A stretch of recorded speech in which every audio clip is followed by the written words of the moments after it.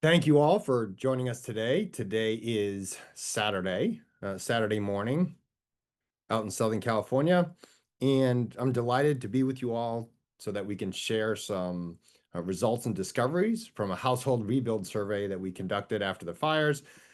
But more so, we have some amazing panelists that are here that are going to help provide context to results and what it means for the community and how we can use that information to expedite a safe recovery. I'm Andy Welton. I'm a professor at Purdue University, and generally my team and I get called into disasters to help with understanding contamination, what people need to be looking for, where did this stuff go, and what do we need to do about it to get it away so that people can rebuild and recover. Along the way, I've come across some amazing individuals, and two of the individuals from Southern California are here today. One of them will be joining us in a few minutes. Then there's another individual that I'll introduce you to later on from the great state of Massachusetts and Tufts University. And finally, you'll get to meet very shortly a PhD student from Purdue University who shares the results. So this webinar is part of our After the Fires webinar series in response to the LA fires in 2025. Last week, a webinar shared results about soil testing and soil issues, as well as how wildfires impact fruit and gardens. We had some amazing speakers and perspectives from the town of Paradise, as well as the city of Louisville, the home of the 2021 Marshall Fire in Colorado. Today, we share new discoveries about a household survey, and that's what we're here to talk about. And so thank you so much for joining us. This event is really made possible because of the households that participated in the online survey that we carried out. So we truly appreciate that participation and the feedback that we received from households along the way as we designed the study and carried it out. Community groups such as Pally Strong and Eaton Fire Residents United also encourage people to participate, and that was really instrumental in us having a successful survey, so thank you. The R&S Kane Foundation provided funding for the team through the Community Action Project Los Angeles effort, and so we appreciate that effort and the support. Brianne Gilbert and Shandosi Roy at the Thomas and Dorothy Levy Center for the Study of Los Angeles at Loyola Marymount University also provided assistance. And finally, the team members of the institutions here provided financial support. Purdue University, Cal Poly Pomona, Tufts University, and the University of Kentucky. So today, we have just a brief welcome and introductions, followed by some overview of initial results, and then we're going to jump right into the panel discussion for context of these discoveries. All of this information, the video recording, and the report will be available on plumbingsafety.org, a Purdue University website that you can download this and any and all information from. So first, I just kind of wanted to level set about what happens after these wildfire disasters, but also what happens elsewhere. And really, this comes down to resilience, or the dictionary definition is the ability to bounce back from misfortune or change. And so these types of events often occur in places where people didn't expect them to occur, and people want to get back to where they were before the disaster. They want to save property. They want to go back to having to not think about things after work, about rebuilding, or interact with a number of different contractors. And basically, what we've done before in other disasters is try to work with households to understand their issues and how do they get back to bouncing back to where they wanted to be. And so many of our team members at the universities that participated in this have worked on other disasters and helped households and community members at the East Palestine chemical disaster that happened in Ohio, with the Lahaina and Kula fires in Hawaii, the Eastern Kentucky flood that happened in Kentucky, as well as some other incidents. And so really, these issues include evacuation and housing, health impacts and needs, property damage, testing, rebuilding, and then, of course, trust. And as part of that effort, what we have done already with collaborations in the community that was affected by these disasters is work with households to understand the indoor testing needs and experiences. And because of just the overall lack of evidence-based approach to how people determine whether or not a home is safe or unsafe, we developed guidance that's freely available and posted online now with community members, including Eric Bolins down in Southern California.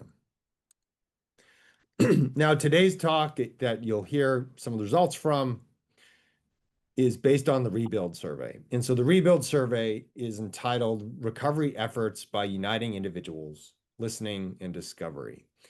And this was really inspired by some of the work that Professor Katie Dickinson at University of Colorado conducted after the Marshall Fire.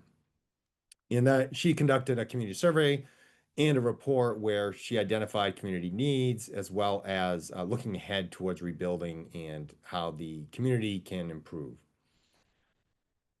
Professor Lauren Spearing at Tufts University then led her own study after the East Palestine chemical disaster in Ohio, where she identified a number of different issues that were inhibiting community recovery.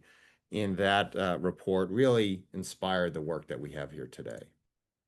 So with that, we have 8 team members that participated in this study.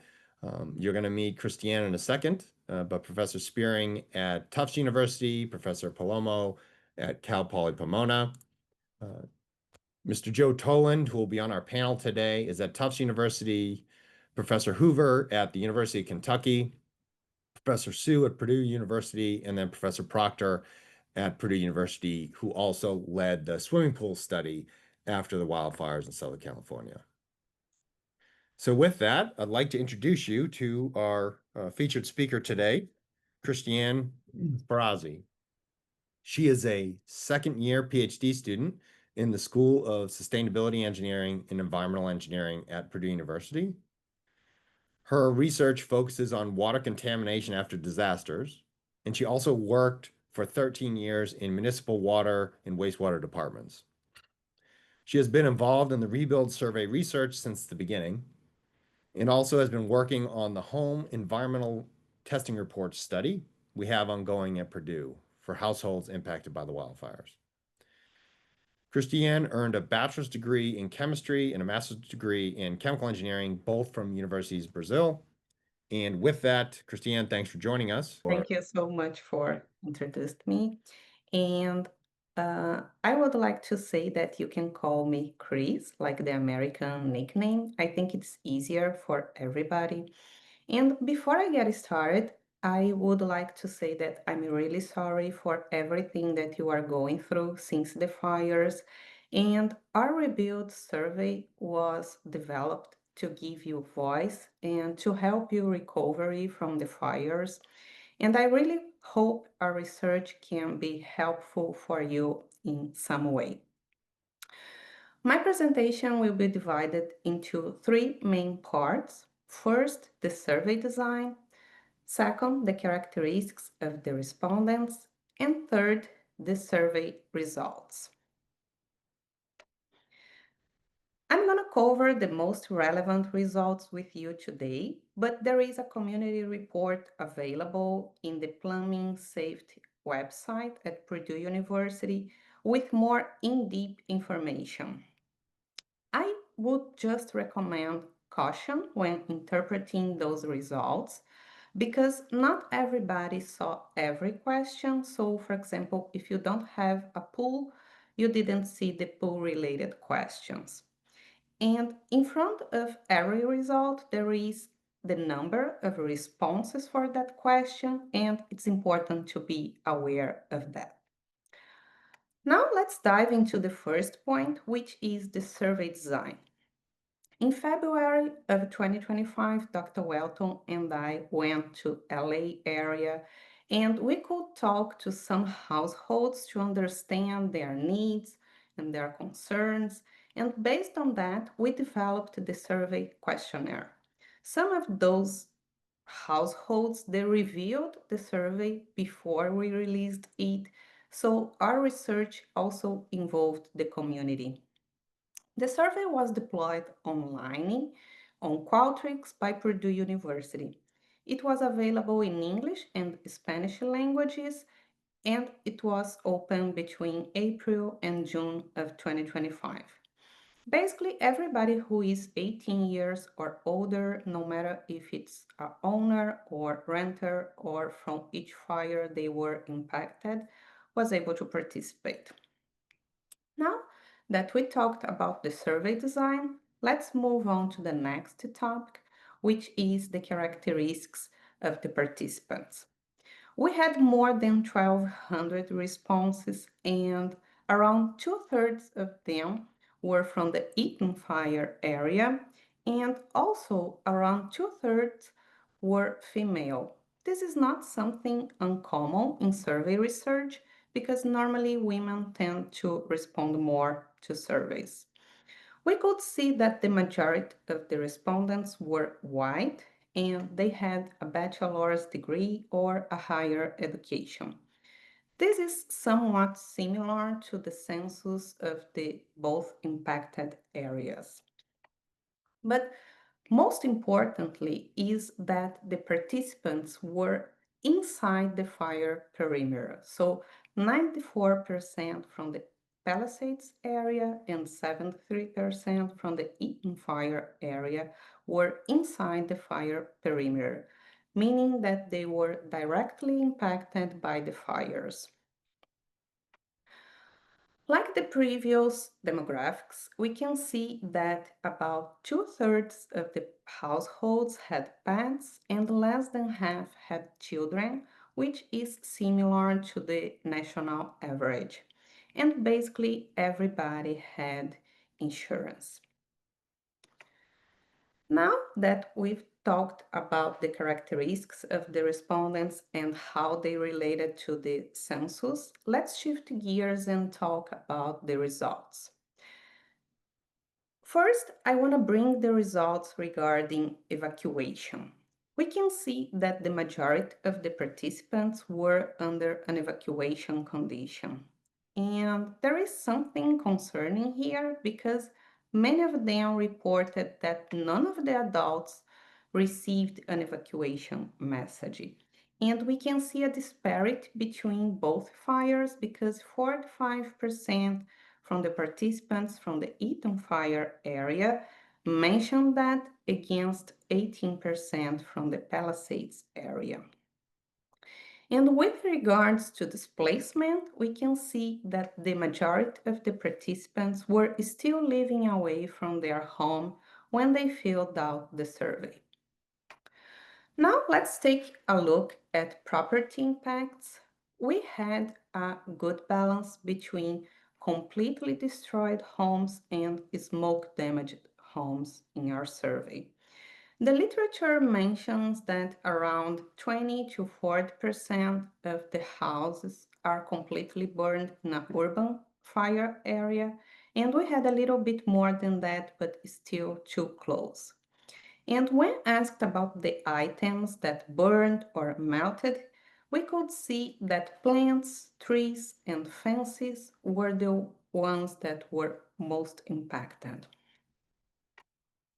Building on that finding, when asked about ash and debris, the places where households found them the most were on the floor and windowsills.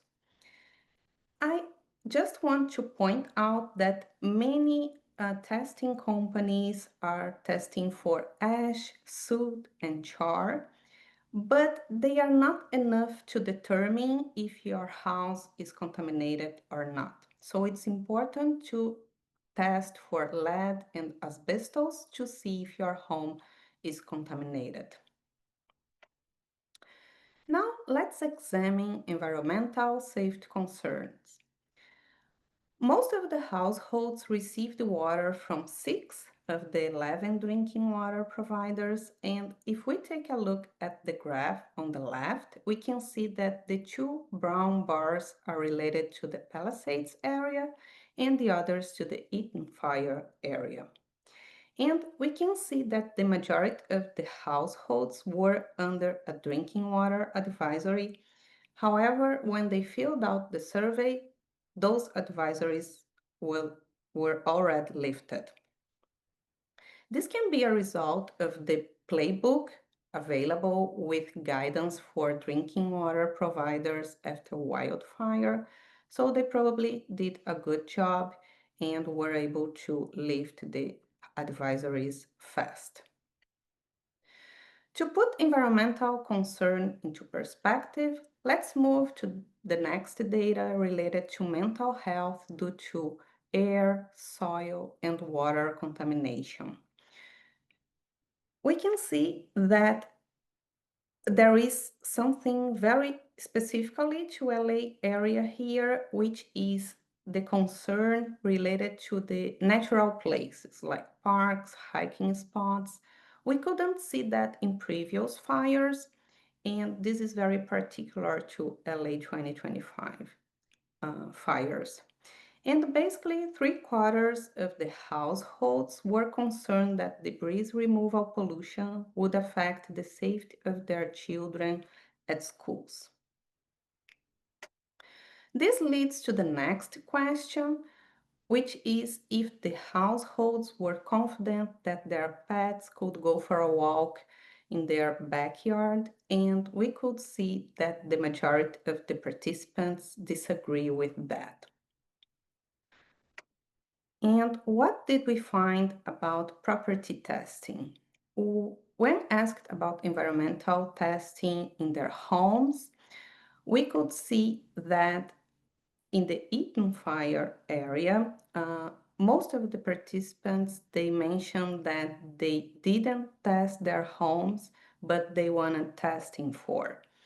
And we saw a lower level in the Palisades fire, just 39%. If we zoom in property remediation, when asked about what they did with the household items, we could see that in general, pillows, mattresses, and fruit were generally discarded, and clothes and appliances were generally cleaned. Another point to consider is households' opinion about insurance. So, when asked if insurance companies could increase their rates, if this enables them to offer insurance for everyone, we could see again a difference between both fires because 62% from the participants from the Palisades area mentioned that they support this action against 48% in the Eaton fire area.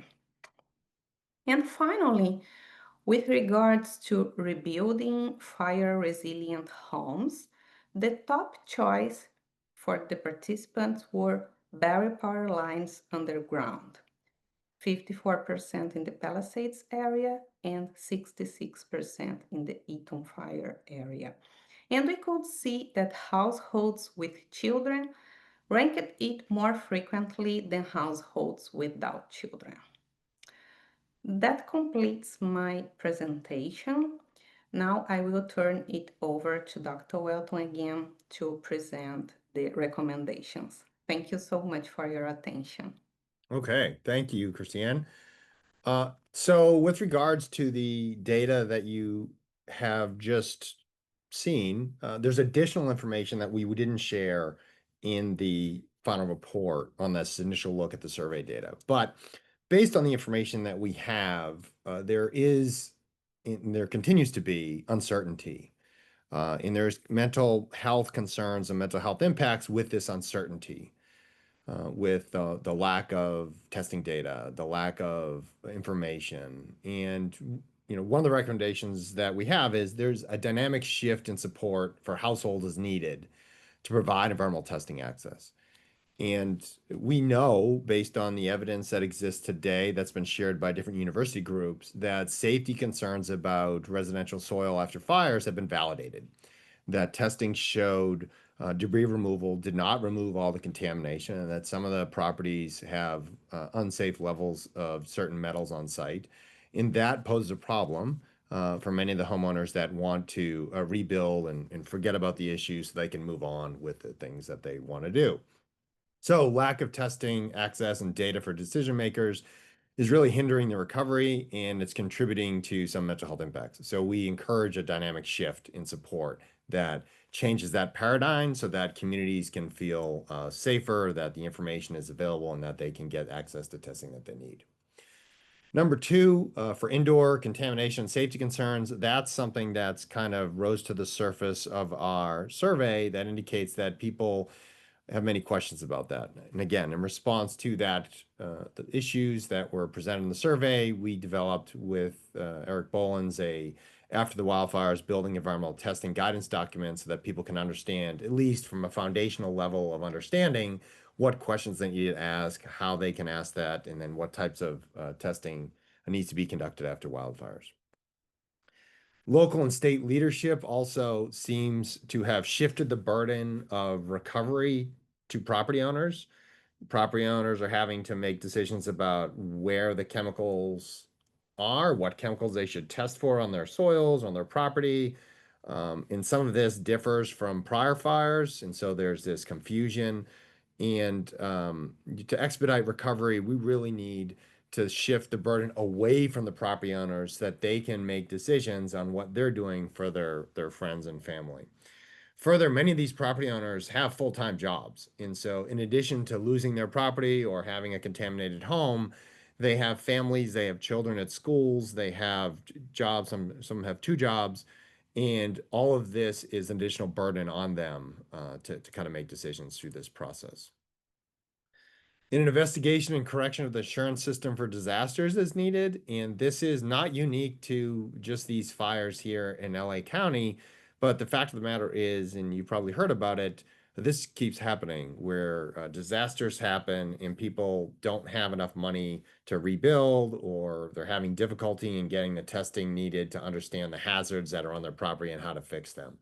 So we would encourage, the reasons behind claim denials and delays be understood, the identify reasons for claim payouts and gaps in rebuilding, and also address not just, wildfires, but some of the other disasters as well. I think there's a systemic issue where regulators will play an important role, public advocacy groups play an important role, policyholders, as well as the companies themselves. As you heard from Christiane, burying power lines was ranked really high as a top choice by households in both fire impacted areas for returning homes to be more fire resistant. But again, we just put an asterisk there. You should really avoid on shifting the financial burden to households to do all that who are trying to rebuild. And they don't expect to receive enough insurance money, as the data show, to build back their homes to what they had before. I know I've talked to several people who have renters insurance, and they were offered $5,000 for all of their personal items that were contaminated with lead and asbestos and in other contaminants in their home when they had value of those items more than that. And so there's an insurance issue, but also there's this financial burden that many people are experiencing after these fires, not just in LA County, but it just keeps happening. It's like Groundhog Day. And so recognizing that, I would consider, avoiding shifting the burden to households and property owners to rebuild. And also, finally, identifying and correcting the underlying reasons for the evacuation alert failures to the phones. This happens after wildfires. It's not just unique to LA County. It's happened in other states. It's happened in other counties across California. And, with events such as the Olympics, the Super Bowl, World Cup on the horizon for LA County could really become a leader in fixing and resolving the evacuation alert issues so that it could be an example of how to do it right in the future, learning from these lessons. So with that, I'd like to switch to the panel discussion. And so I would like to introduce you to some very special people. First, if those people could turn on their cameras and also unmute themselves. So the first person I want to introduce you to is Dr. Nicole McCalla. She lives in Altadena, California, and she was displaced from the Eaton fire and has recently been able to return home after it was structurally repaired and remediated. She has been deeply invested in long-term fire recovery efforts with the community group Eaton Fire Residents United, or EFRU,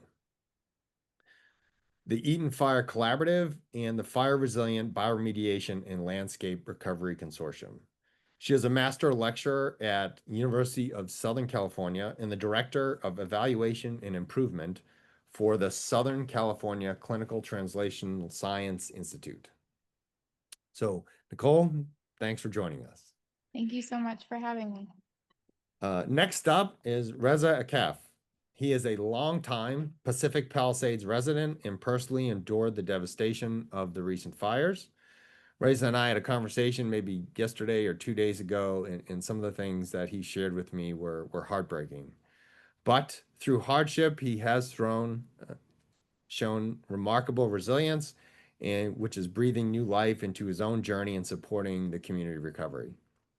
As a builder with a long history of experience, Reza is known throughout the community for reliability, focus on quality, and a hands-on approach. He has been an advocate for ensuring the Palisades is well represented at city, council, and state levels, bringing both credibility and leadership to the effort. He serves on the board of Pally Strong, and so a special shout out to EFRU and Pally Strong for being represented here. Thank you so much.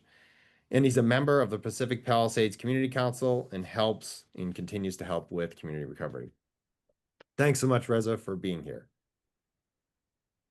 My pleasure. Thank you for including me. The last person we haven't met yet is Joseph Toland. He is a third-year PhD candidate in civil and environmental engineering at Tufts University, and he looks at the human infrastructure interactions of disasters through what's called a socio-technical lens.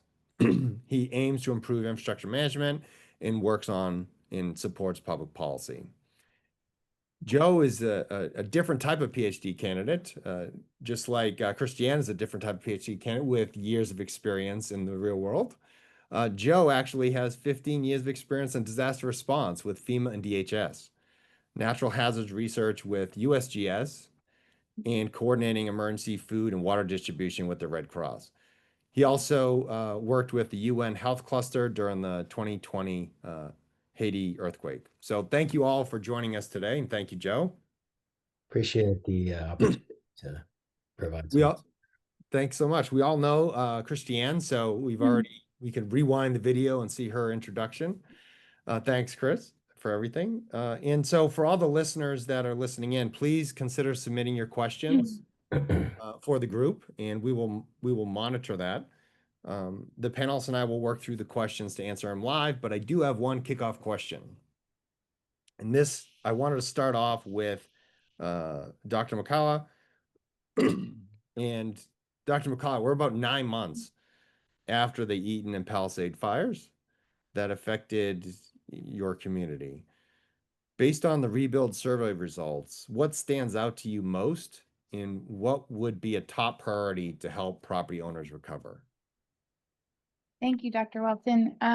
One of the things that stood out to me were the level of folks that found wildfire debris, ash on their floors, on their windowsills, and then the corresponding number of individuals who were able to receive testing. Only about a third of the respondents to your survey said they were able to access testing, and about a half wanted testing but weren't able to get it, which means that in about 2/3 of the homes, the cleanup and remediation efforts were flying blind, meaning it wasn't really known what was being cleaned up in those properties. And you know, we've got to know what we're working with to be able to clean it up properly. So if a home has asbestos in it, if a home has high levels of lead in it, right, the remediation that's going to be required for that property to return it to pre-fire conditions is going to look very differently than a home that just has some basic carbon wildfire debris in it. And so that was really striking to me, the number of individuals in the community that do not have access to testing to guide the remediation efforts for their properties. And what, I guess, what would be a top priority to help property owners address those issues? Sure. So I think top priority is making testing available to individuals. That includes renters, homeowners, those that are, running businesses, schools, community spaces, right? If there is insurance, it would be wonderful if insurance was covering those testing protocols, and particularly not just the pre-testing, but also the post-confirmation testing, right? So there's multiple rounds of testing that need to take place to return homes to pre-fire conditions. And so I think access to testing, you mentioned a lot of the challenges folks are facing, having jobs, kids, fire recovery, and going back and forth trying to negotiate with insurance to get testing, or trying to negotiate with your landlord to get testing, or trying to even rent a new property and having no clue if that property has been properly remediated or has had clearance testing. There's a lot of challenges just surrounding that testing access, and then obviously the second layer of challenges being what to test for. So I really appreciate the testing guidance that your team put out last week, really helping identify in early stages prior to remediation of properties, what should we be testing for, right? And I think there's still a lot of discussion to be had there around what do folks universally have access to be tested, and the proper methods for doing that testing, and then guiding those remediation efforts. So it was a wonderful step in the right direction, and I think we've got to keep that momentum going, get access for folks to testing so that can guide proper remediation efforts, and keep the momentum going around, this universal access to what kinds of tests, when and where. That would be, I think, instrumental in this fire recovery process for all of the LA affected communities. Thank you. Thank you. Just as an interlude before we ask Reza the same question, I know of several families that have experienced lead poisoning and arsenic poisoning after these fires. And some of them didn't have testing. Their insurance companies told them we're only going to pay for the test after remediation. And one of the challenges with that is if you don't test before, then you don't know what necessarily you have. And if you bring in groups that don't necessarily know what they're doing, they're not lead specialists, they're not asbestos specialists, you may actually spread it around. And so one of those cases, we know that to be true. And so that the importance of testing is really critical in reducing the uncertainty and empowering people to make decisions so that they can move on and have safe properties. Reza, the question to you is, based on the rebuild survey results, what kind of stands out to you most, and what would be a top priority to help property owners recover? For me, and we've been actually talking about it a lot this week in the Palisades, is undergrounding the electrical. That's just one of the biggest factors of safety for the community. Making sure that if electrical goes underground, they'll know their next steps. So in addition to having problems with insurance, the environmental cleanup, one of the big hindrances is, well, is the pole behind my home really going to go underground? And for a lot of people, they haven't even started the construction process, the rebuild process, because they haven't been able to get a straight answer. And so that's one of the big problems, and that's something that in the Palisades we're really demanding from our political leaders or civic leaders is please just give us the answers to help our homeowners decide what they want to do. A lot of homeowners are most likely not going to rebuild if the power lines don't go underground. And that's really unfortunate for the Palisades. And so what I'm hearing is that there's data testing uncertainty and there's policy uncertainty in making decisions, and that is kind of slowing down the decision-making process for rebuilding and in even moving into different places. So that reducing uncertainty would seem to be a theme. Absolutely. Christiane, you visited the LA area and met with several families shortly after the fires. How do the results of the survey, the completed survey, compare to what you heard and saw during your visit? Okay. So I can say that many of our questions came from our conversations with the households in February of 2025, and we thank them for that. And what we could see is that their concerns were not particularly to them. Because, for example, 7% of the respondents, the participants, they mentioned that they are concerned with green spaces as well, like parks and hiking. So this is for everybody. And the same is true for safety of their pets. So I mean, the data is very related to what we heard there. And so just to clarify, 70% of or over 70% of the respondents were concerned about hiking spots and natural places, right? Exactly. In pets. And so again, I think this all wraps around the topic of uncertainty. And what we've seen in past disasters is that if you reduce the level of uncertainty by providing evidence-based approaches and inform policymakers that they can feel confident in making policy decisions, then you can recover communities faster. Which kind of moves on to Mr. Toland. You responded to the chemical disaster that occurred in East Palestine, Ohio in 2023, and you and Professor Spearing at Tufts University conducted a community survey. Are there any commonalities across those disasters that you see here after the fires, and how could those challenges be overcome? Yes. So after the East Palestine disaster, there was over 500 metric tons of carcinogenic substances in the air, the water, as well as the soil in the impacted areas. One of the key things I think that's similar is the issue of eligibility. A lot of people that had experiences of contamination weren't necessarily in the original areas that were identified for reimbursement by testing. So people had experiences.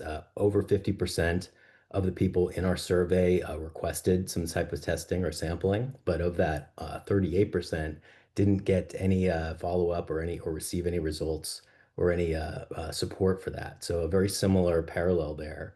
But also with the data, and the procedures themselves. So people that did have sampling and testing done, they noted that there was some of them happened inconsistently in talking to each other and community members. Some rooms weren't tested. Oftentimes, issues in measurement weren't communicated to those individuals or homeowners. So there's a lot of uncertainty around what was being tested, what that meant for actions people needed to take. And then I guess finally, the results that they received is very similar to the LA fires. Reports were all over the place as far as some people received dozens of pages of results, data that needed expert interpretation, and others just a quick answer that this everything looks good. So a lot of these unclear results led to lack of trust in the results, the lack of transparency, and unclear results was really the commonality, I think. Okay, thank you.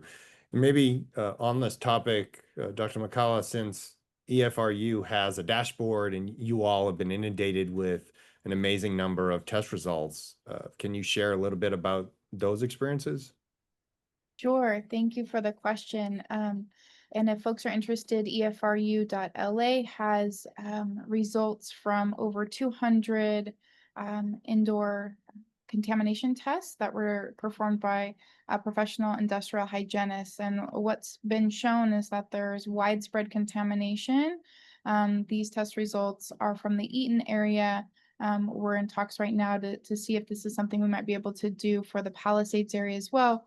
But what's been shown is that in homes within the burn scar area, as well as very far distances downwind, 7 miles downwind, we are seeing a widespread contamination. 100% of tests come back positive for lead, 100% come back positive for wildfire debris, and many other carcinogens, including arsenic, beryllium, chromium, right? Very, very high levels of positivity rates.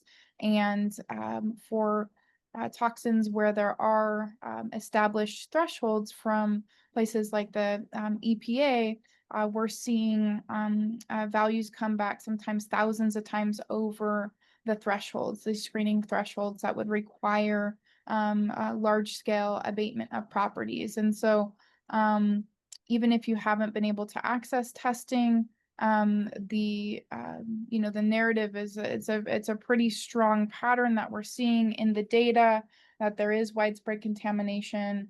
We're also working on some soil data as well. So this is contamination, right, that it made it inside of homes, and it's also in yards and community spaces. And so this is an issue I think your survey results point out, the number of folks that are concerned about contamination of soil, of air, right, indoor and outdoor spaces. And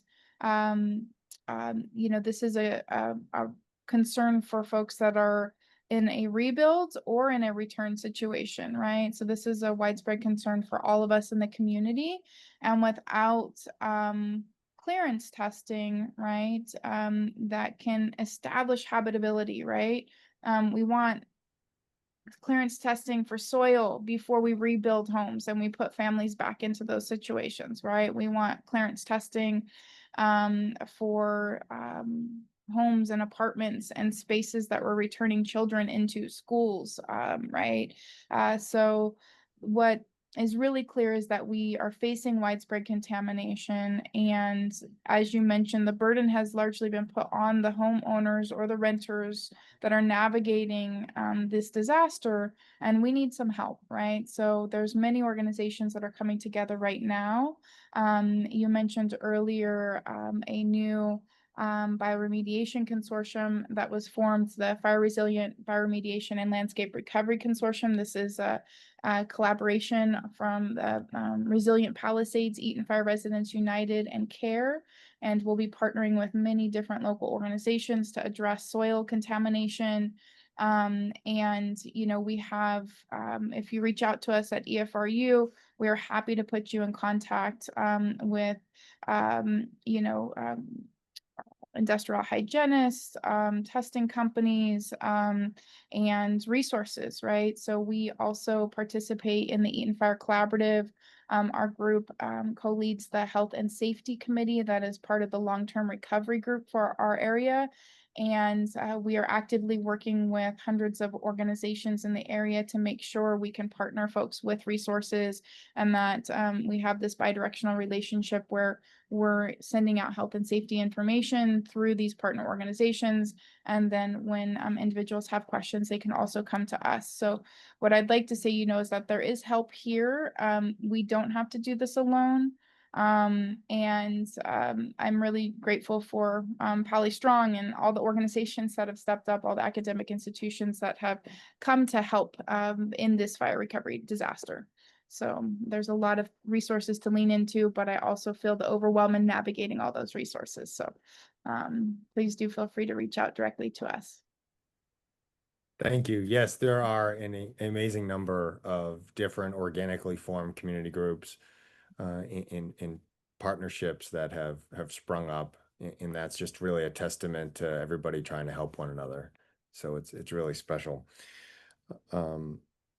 Reza, you and I talked the other day about some of the rebuilding survey discoveries as it pertains to uncertainty. And you had mentioned, and I've heard this too, that people really want to rebuild. they want to come back home, right? Even if their house might not be there, they still consider it home, and they want to come back home. But in some cases, properties can be overscraped. And what that means is, and we've seen this in other fires. This isn't unique to Los Angeles County. Overscraping means that the debris removal contractors came in and took too much dirt. And so now there's a giant hole, metaphorically speaking, in the property. And you can't build a home in a giant hole. You have to bring it up to grade. So I guess some people are asking me what's involved in a property owner needing to bring their property back up to grade. Is it just going to Home Depot and Lowe's and getting some soil and dumping it in and telling the contractor to come over? Or is there more to this? In would you mind sharing with us what goes through a builder's mind as they see that? Yeah, absolutely. First, I want to say that, I appreciate everything that Dr. McCullough is talking about from the Eaton fire.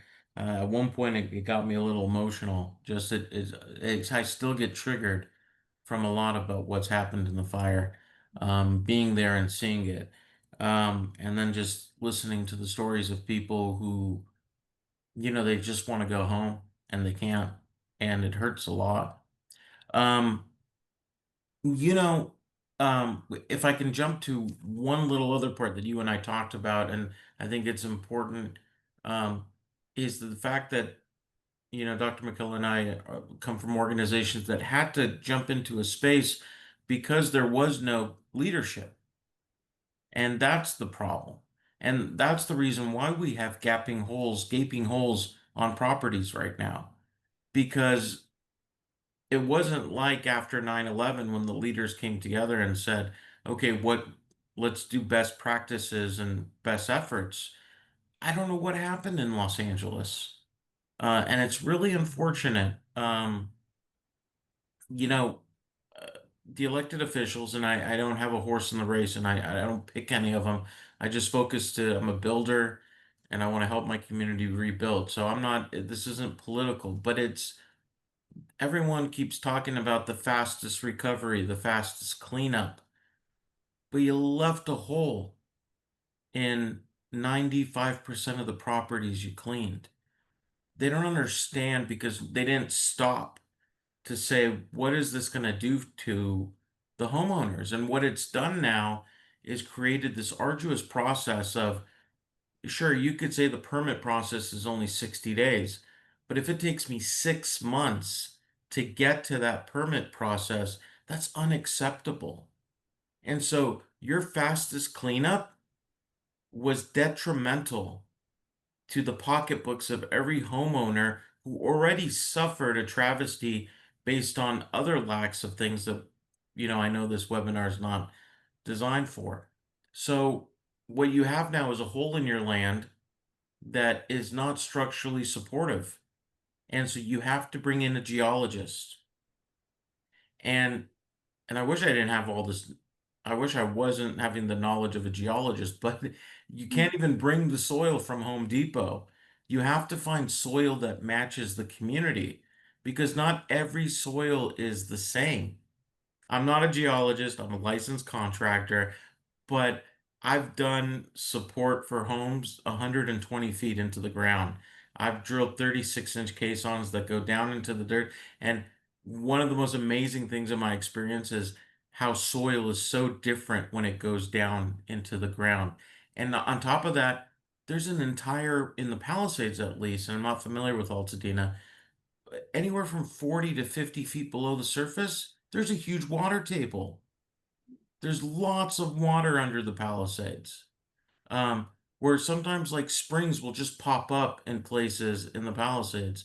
So what you've done now is so back to the homeowner, you have to bring a geologist. They have to do a core sample. They have to then write a report and submit recommendations. Then the homeowner has to hire a civil engineer to do what's called R&R, remove and replace. So I have to remove the soil. Now, what we're doing to the point of like your survey, what we're offering is let's just completely remove that soil. Now that we're going to remove it, because of the possible toxicity, let's completely remove it and bring in like or similar soil from a place like Sherman Oaks or Encino, where we can bring in fresh soil, and then we'll recompact the entire property every 2 feet. You have to have a geologist there signing off on it, and you just keep going 2 feet, 2 feet, 2 feet till you get to the grade of the original house. And then once you have those signed and inspected stamp reports, then you can finally start building the house.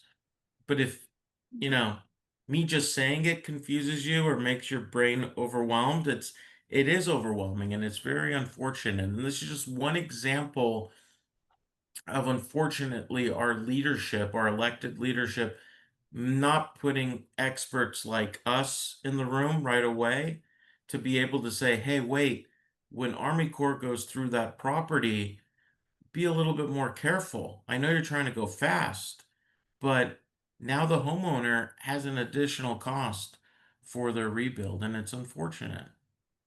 Thanks for sharing that. It was enlightening to me to hear you talk about that the other day. And I think a lot of people need to understand that if, scraping too much soil can actually be a problem with the rebuilding. And that's often not contextualized publicly. So thank you. Dr. McCullough, how do you think maybe the rebuild survey results can be used to articulate the needs with the community to school officials, elected officials, and government agencies?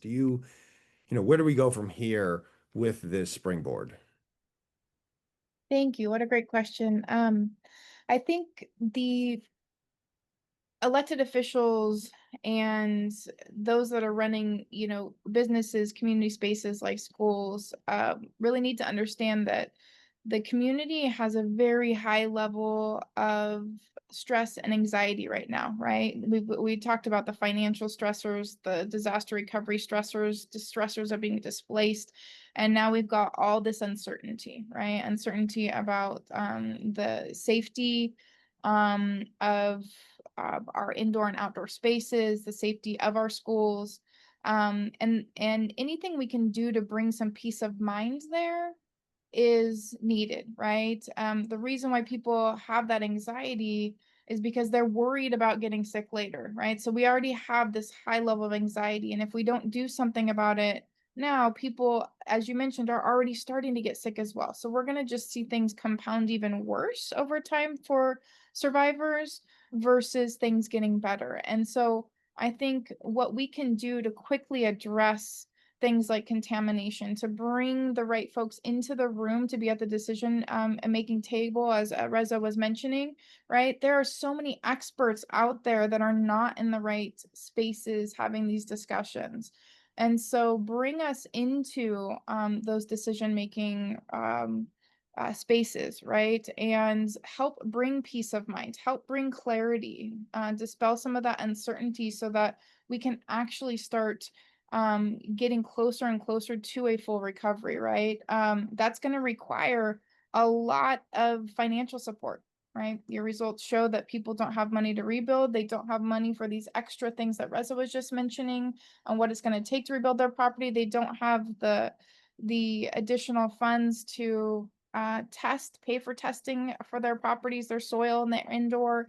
They don't have all that extra money to replace all their content. So there's going to also need to be some state sponsored recovery efforts here, right?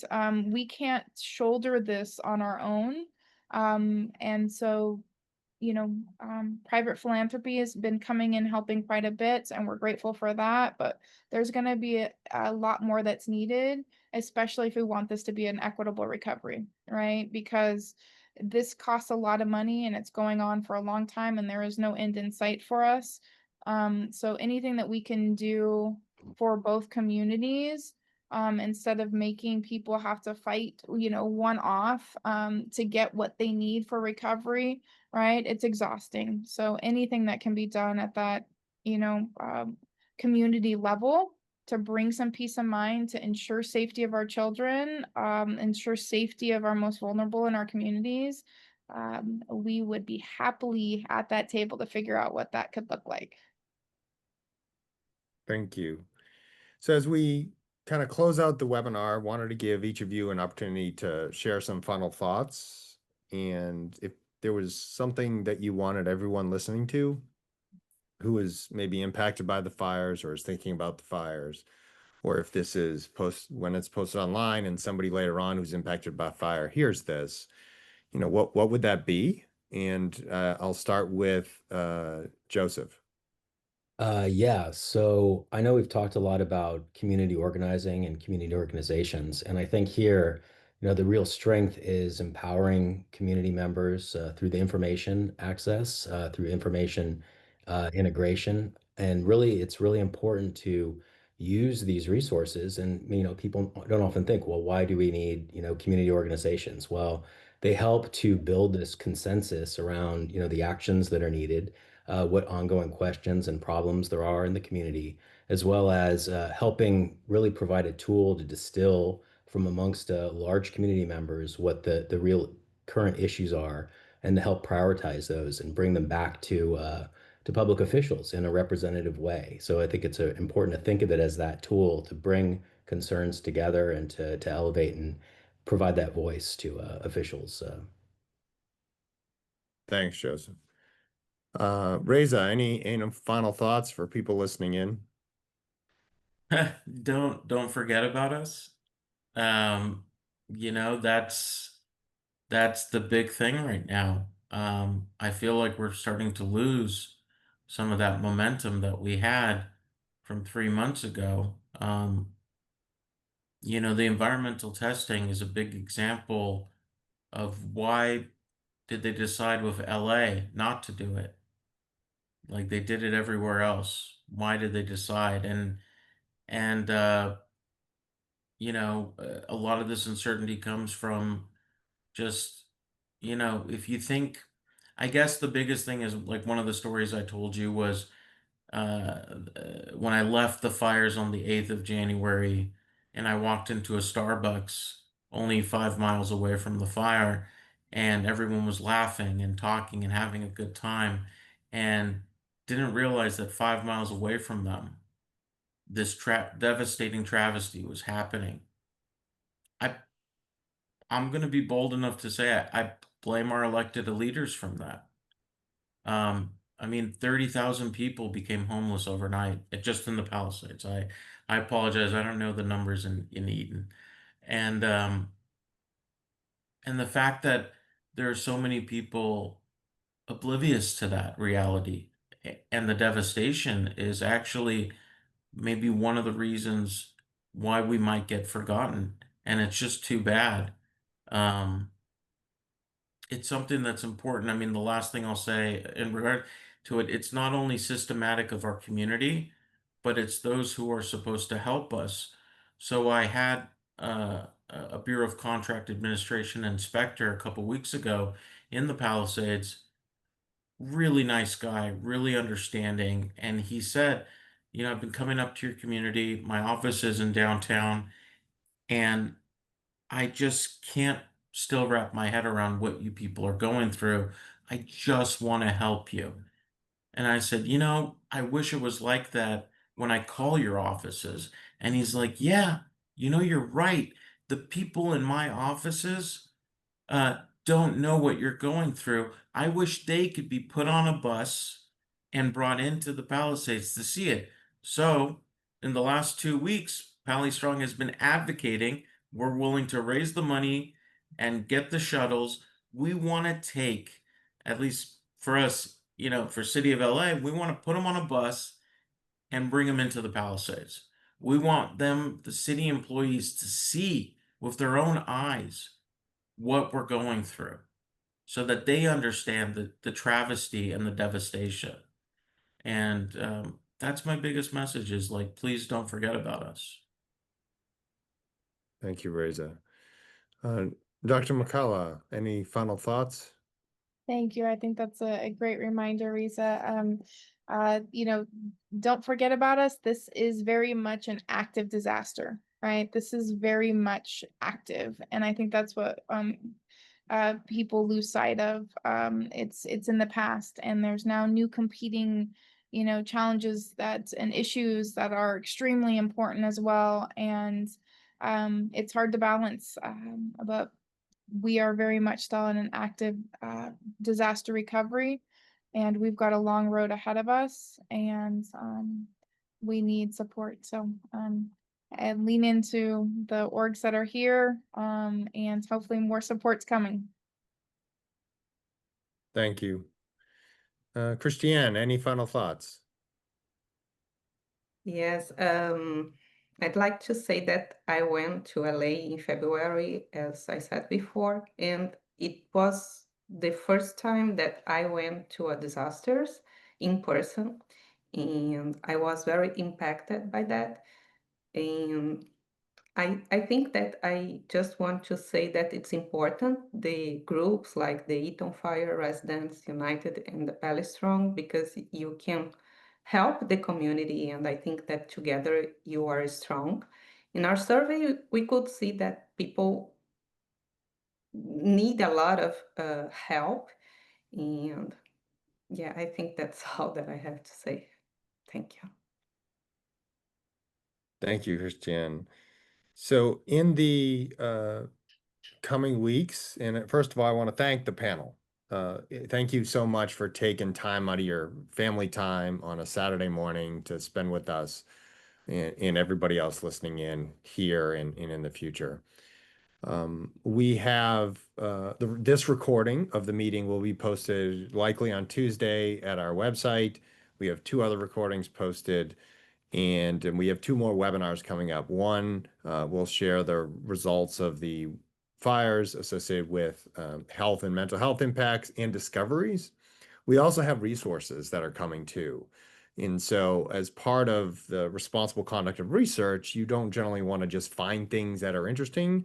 You want to ask the community what exactly that they need and care about, test those questions, and then get them access to things that will help them, that empower them, that allow them to engage our elected officials, school officials, and such in a positive way so that they can promote healing and recovery. On, excuse me, as I mentioned, the webinar series is still ongoing. You can join us next month for additional discoveries. I would say and encourage you to keep up to date with EFRU.LA and Pally Strong and these other groups that you may be involved with as they work together to advocate on your behalf. And if you are listening in and you hear something that, hey, they didn't bring up the issue that I'm dealing with, reach out to them, tell them, because I guarantee you there are other people out there who are facing the same types of challenges that you are facing. The only way that people can help one another is if they know you need help. And so that is the formal reach out and help and ask for help. These groups are really sharing important information, and the world is a better place when we all help one another, and this is what they're born with and they are activating and operating from. I also encourage government officials and elected officials to internalize results of the rebuild survey and take action to help make people's lives better. And so really they're elected and put in positions of power to act on the best interests of the people. We've heard a lot through these surveys, as well as some other surveys that came out prior to the rebuild survey, identifying the needs. And we're seeing a consistent trend with the same issues and questions are popping up, but they're not being addressed. And so we need some action and positive intervention where officials lean forward to help people recover. I would say, in my experience after the Camp Fire in 2018, where we were called in, or the Hawaii wildfires, the Colorado Marshall Fire, or even some chemical disasters, communities that recovered faster and healed faster were those where government agencies and elected officials were responsive. We're acting in the best interest of the people, for the people, and businesses to help them all recover collectively. And so I hope that those listening in find that catalyst of hope and properly support recovery. Thanks again for joining us today. And we wish you all a great weekend and week. Again, thank you, panelists, for spending a little bit of your Saturday morning with us. Thank you all.